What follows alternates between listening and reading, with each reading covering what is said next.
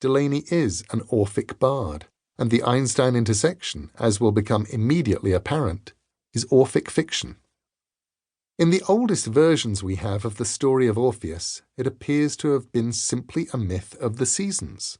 Orpheus went into the underworld to find his Eurydice, and he brought her safely out into the light of the sun again.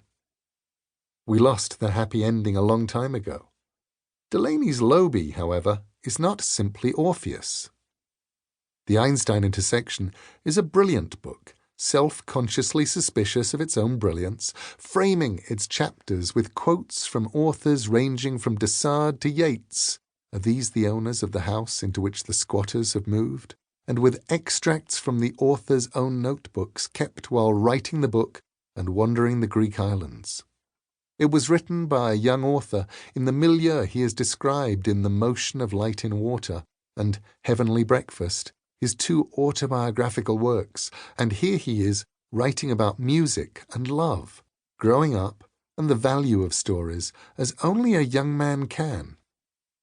One can see this book as a portrait of a generation that dreamed that new drugs and free sex would bring about a fresh dawn and the rise of Homo superior, wandering the world of the generation before them like magical children walking through an abandoned city, through the ruins of Rome or Athens or New York, that the book is inhabiting and reinterpreting the myths of the people who came to be known as the hippies.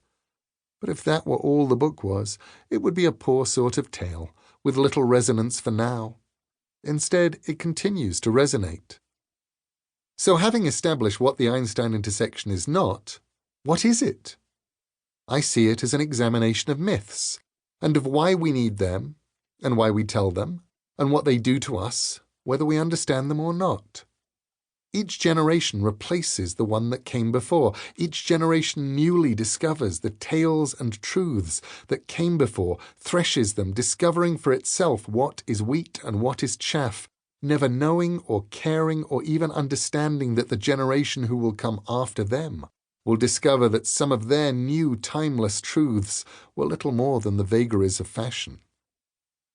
The Einstein Intersection is a young man's book, in every way. It is the book of a young author, and it is the story of a young man going into the big city, learning a few home truths about love, growing up and deciding to go home, somewhat in the manner of Fritz Leiber's protagonist from Gonna Roll the Bones, who takes the long way home, around the world. These were the things that I learned from the book the first time I read it as a child. I learned that writing could, in and of itself, be beautiful. I learned that sometimes what you do not understand, what remains beyond your grasp in a book, is as magical as what you can take from it. I learned that we have the right or the obligation to tell old stories in our own ways, because they are our stories, and they must be told.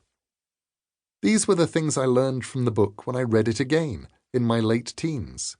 I learned that my favorite science fiction author was black, and understood now who the various characters were based upon, and from the extracts from the author's notebooks, I learned that fiction was mutable. There was something dangerous and exciting about the idea that a black-haired character would gain red hair and pale skin in a second draft. I also learned there could be second drafts. I discovered that the idea of a book and the book itself were two different things. I also enjoyed and appreciated how much the author doesn't tell you. It's in the place that readers bring themselves to the book that the magic occurs. I had by then begun to see the Einstein Intersection in context as part of Delany's body of work. It would be followed by Nova and Dahlgren, each book a quantum leap in tone and ambition beyond its predecessor, each an examination of mythic structures and the nature of writing.